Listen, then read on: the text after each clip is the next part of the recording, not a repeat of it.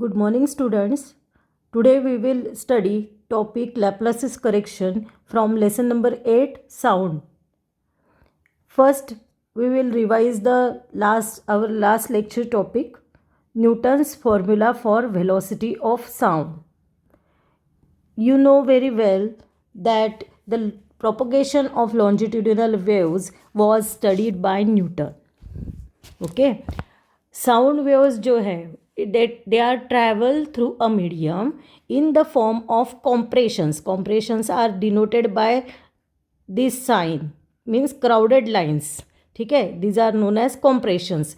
And rarefactions are denoted by the lines, separated lines से denote करते हैं हम, these are known as rarefactions. ठीक है, यानी साउंड वेव्स में साउंड वेव जब ट्रैवल होता है तो there is alternate compressions and rarefaction are denoted by this sign. R means rarefaction, C means compressions. Okay, तो जब compression होता है so the density compression में की जो डेंसिटी रहती है, density of medium, it is greater than the density it is greater than the at the compression while it is smaller in the rarefaction. यानी जो compression की density जो है compressions मैं लिखती हूँ यहाँ पे. ठीक है, compressions जो है in compressions the density of medium is greater than the density in rarefaction.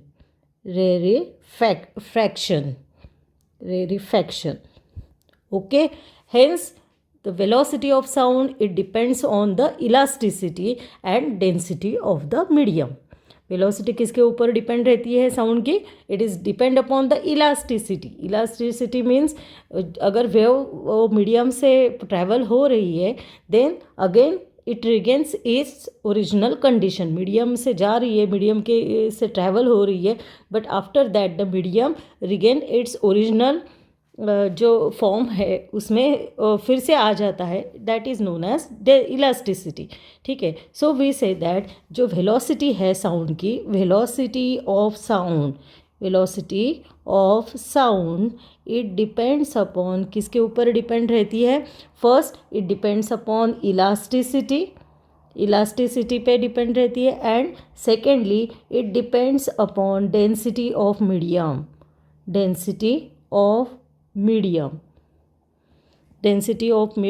So Newton formulated the relation as V is equal to under root of E upon rho, where E is known as, E को क्या बोलेंगे? E is known as modulus of elasticity. E क्या है इसमें से? It is known as modulus of elasticity. And rho is the density of medium. Rho क्या है? It is density of medium. Okay, तो ये हो गया न्यूटन्स का according to Newton this is the formula for the velocity of sound V is equal to under root E upon rho. तो Newton's assume that ये during this propagation of sound there is no change in the average temperature of the medium. यानी जब ये propagation होता है तब temperature में कुछ भी चेंज नहीं रहता है. Hence sound wave propagation in air is an isothermal process. देखो मैं यहाँ पे लिखती हूँ अकॉर्डिंग टू न्यूटन जो साउंड वेव्स की प्रोपोगेशन है तो it is isothermal process. Isothermal process means क्या रहता है? Here temperature remains constant. Okay, according to Newton, when sound waves travel through the medium, then there is no change in the temperature. So this is कैसी process है? Isothermal process. According to Newton this process is isothermal process. Isothermal process means temperature remaining constant and isothermal elasticity should be considered. तो हमने जो elasticity को लिया था तो here we consider isothermal elasticity. कौन सा इलास्टिसिटी कंसिडर करेंगे? It is isothermal elasticity. तो volume elasticity of air determined under isothermal change is called isothermal bulk modulus. अब ये जो है हम इलास्टिसिटी को हमने आइसोथर्मल इलास्टिसिटी कंसीडर किया है, और जो वॉल्यूम इलास्टिसिटी जो है of air determine under this isothermal change. अब यहाँ पे हम कौन सा चेंज कंसीडर कर रहे हैं? आइसोथर्मल चेंज कंसीडर कर रहे हैं। Isothermal means temperature remains constant, ठीक है। तो जब वेव ट्रैवल हो रही है मीडियम में, टेम्परेचर कांस्टेंट रहता है, तो ये चेंज को क्या बोलेंगे हम? It is known as isothermal change, ठीक है। तो हियर वी कंसिडर, जो हमने इलास्टिसिटी है दैट इज ई को कंसिडर किया था, तो according to Newton it is isothermal bulk modulus. उसको क्या बोलेंगे? Isothermal bulk modulus, and it is equal to the atmospheric pressure P. This isothermal bulk modulus is equal to the atmospheric, आपको इतना ही ध्यान रखना है, V is equal to under root E upon rho में हमने जो ई कंसिडर किया था, इट इज़ अब according to Newton it is isothermal bulk modulus and it is equal to atmospheric pressure P. Okay, so our Newton's formula for speed of sound in air कैसा रहेगा? देखो, Newton's formula for speed of sound कैसा रहेगा? Sound in air is कैसा रहेगा? देखो, अब v is equal to under root E upon rho था, अब ई की जगह हम लिखेंगे कैपिटल P अपॉन रो, ये बन जाएगा, ठीक है। और एटमॉस्फेरिक प्रेशर दिया है, P is known as atmospheric pressure, तो P क्या रहता है? At NTP P having the value P is equal to HdG, ठीक है, where H is height of liquid column, that is a height of mercury column, तो उसकी value क्या रहती है? Here H is equal to, H की value क्या रहती है? It is 0.76 metre of Hg means Hg stands for, Hg is known as mercury, ठीक है। And D is the density, it is 13600 kilogram per metre cube. This is the density of mercury. किसकी density है ये? Density of mercury है, ठीक है। This is density of mercury and rho is the density of air. Rho क्या है? It is density of air and its value is 1.293 kilogram per metre cube. And g की value तो आपको मालूम है, it is 9.8 metre per second square. So we की अब when we substitute all these values in this equation, that is V is equal to P की जगह अब हम लिखेंगे HdG अपॉन रो।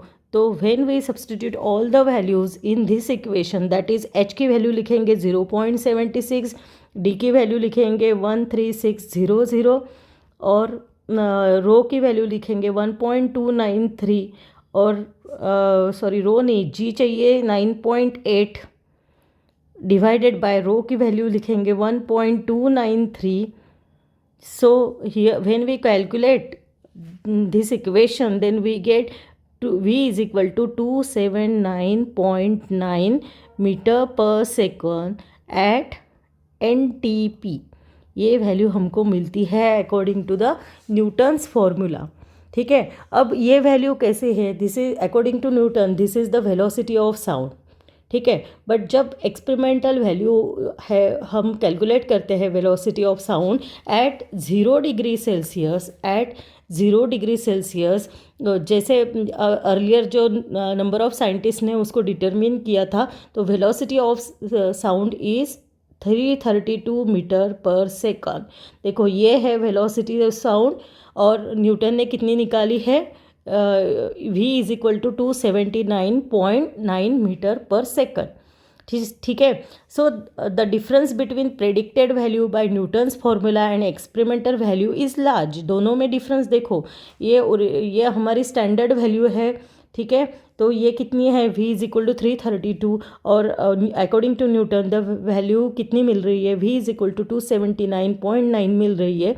तो there is a difference between predicted value by Newton's formula and experimental value, it is large ये जो difference कितना है, लार्ज है, and it is not due to experimental error.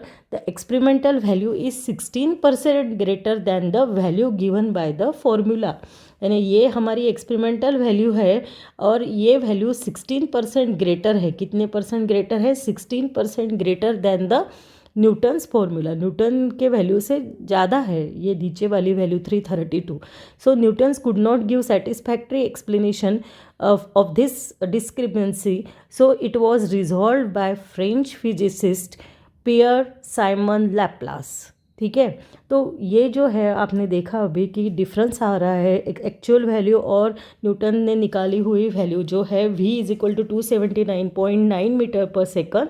So this there is a difference between the experimental value and Newton's value. सो ये जो है ये सेटिस्फैक्ट्री एक्सप्लेनेशन नहीं है. तो दिस और it was resolve by the French physicist Laplace ने इसको रिजॉल्व किया है. तो it is known as Laplace correction. उसको क्या बोलते हैं? Laplace's correction. तो आज हमारा जो लैप्लासेस करेक्शन का टॉपिक है तो वो अब हम देखेंगे. जैसे न्यूटन्स फॉर्मूला आपको समझ में आया होगा. तो अकॉर्डिंग टू द लैप्लास, तो ये जो जनरेशन हो रहा है अल्टरनेट, हमने देखा लॉन्जिट्यूडिनल वेव्स में अल्टरनेट कॉम्प्रेशंस एंड रेरिफैक्शंस है. ठीक है, फिर से यहाँ पे कॉम्प्रेशंस रहेंगे, फिर से ये है रेरिफैक्शन. अल्टरनेट कॉम्प्रेशंस रेरिफैक्शन ये जनरेट होता है कहाँ पे? लॉन्जिट्यूडिनल वेव्स में. तो according to Laplace the generation of compressions and rarefaction is not a slow process but it is a rapid process. ये कैसी प्रोसेस है? रैपिड प्रोसेस है. और and here heat is generated और heat is produce during compression. अब आप suppose crowdy place में आप जाओगे, वहाँ पे कॉम्प्रेस होकर बैठोगे तो वहाँ पे आपको ज़्यादा गर्मी लगती है. और अगर आप बिल्कुल खाली जगह जाते हो जहाँ पे बहुत कम क्राउड है तो वहाँ पे आपको गर्मी ज़्यादा लगेगी नहीं. सेम यही है कि कॉम्प्रेशंस में क्या होता है? Heat is produce during compression and loss during rarefaction. यानी कॉम्प्रेशन के टाइम क्या प्रोड्यूस होती है? तो हीट इज़ प्रोड्यूस. क्या प्रोड्यूस होती है? हीट प्रोड्यूस होती है कॉम्प्रेशंस में. ठीक है, और रेरिफैक्शन के केस में heat is lost. There is loss of heat during heat lost होती है during rarefaction. So this heat does not get sufficient time for dissipation or due to this the total heat content remains the same. तो according to Laplace this is not isothermal process. Newton's ने क्या बोला था कि this is isothermal process, but according to Laplace ये जो process है it is adiabatic process. ठीक है, कैसी प्रोसेस है? Adiabatic process. According to Laplace this process is adiabatic process. कैसी प्रोसेस है? एडियाबेटिक प्रोसेस है. और न्यूटन ने बोला था कि it is isothermal process.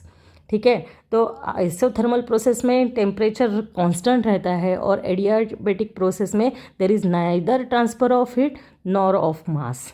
Adiabatic process means क्या है? There is neither transfer of heat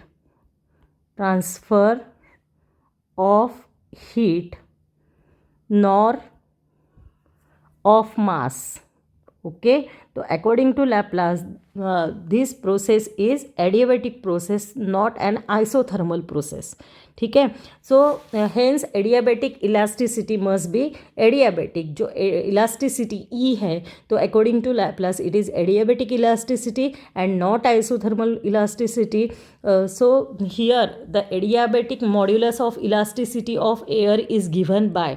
अब हमारा लैप्लास करेक्शन का इक्वेशन चालू होता है. मैं लिखती हूँ the adiabatic modulus of elasticity of air is कैसी रहेगी?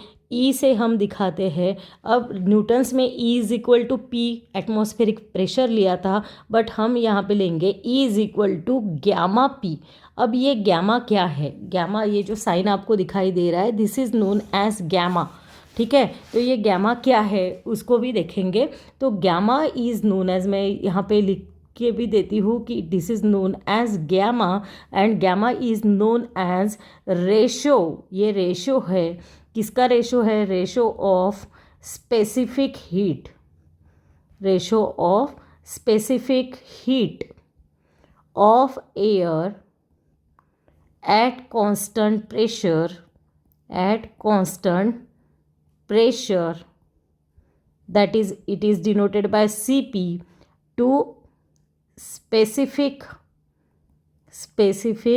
heat of air at constant volume, gamma क्या है फिर?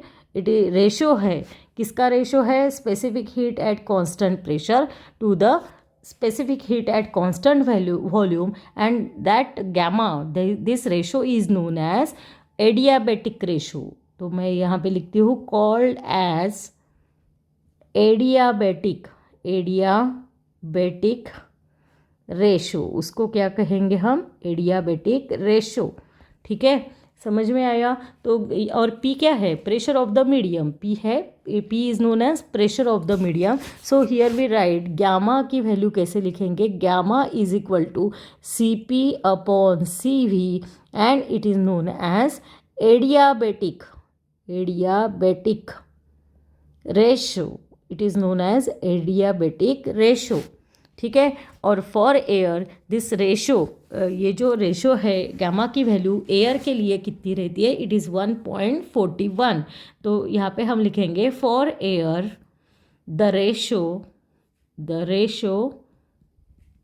Cp upon Cv is equal to 1.41। That is gamma की वैल्यू एयर के लिए कितनी रहती है? 1.41 रहती है। ठीक है, तो अब Newton's formula for speed of sound in air, it is modified by the Laplace ने मॉडिफाइड किया है। तो कैसा रहेगा? हमारा न्यूटन्स फॉर्मूला था E is equal to √P upon rho था। अब हम सिंपल P, यानी क्या करना है आपको? न्यूटन का फॉर्मूला था V is equal to √P upon rho था, और अब लैप्लास में वो कैसा रहता है? इट इज़ सिर्फ गैमा लगाना है आपको। ठीक है, तो it is V is equal to √γP upon rho. ये क्या है? Newton's formula for speed of sound in air, it is modified by Laplace. और क्या होता है देखो, दिस इज, मैं लिखती हूँ, दिस इज न्यूटन्स फॉर्मूला